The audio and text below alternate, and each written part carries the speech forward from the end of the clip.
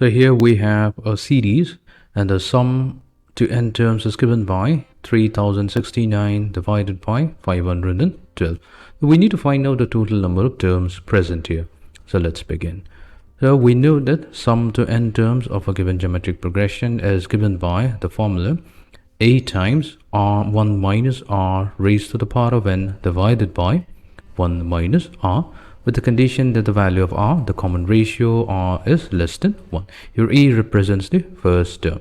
So in our case, we have our first term a, so that's equals to 3. The common ratio r is 3 over 2, that's the second term, and we're dividing it by the first term 3. So 3 over 2 divided by 3 is going to be 1/2. Now we also have the sum to the n terms, that's given by 3069 divided by 512. So we'll substitute all these values into our formula. So we have 3069 divided by 512. So this is the sum up to the n terms. That's equals to a. So a here is 3. So we have 3 times 1 minus 1 over 2 raised to the power of n. So that's r raised to the power of n divided by 1 minus 1/2. Which is going to give us 3069 divided by 512. So that's equals to, so 3 divided by 1 minus 1/2, that's going to be equals to 6. We have 6 times 1 minus 1 over 2 raised to the power of n.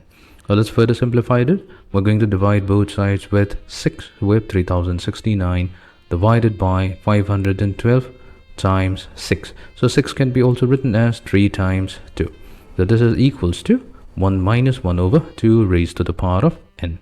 So we know that 3 times 1023, so that gives us the numerator 3069, and this is going to give us 1023 divided by 512 times 2, so that's 1024, which will be equals to 1 minus 1 over 2 raised to the power of n.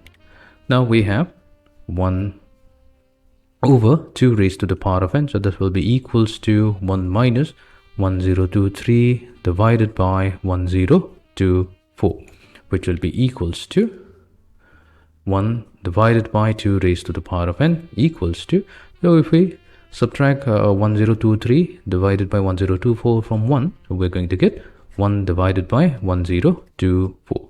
So we have 1 divided by 2 raised to the power of 1 equals to, so 1024, that's 2 raised to the power of 10.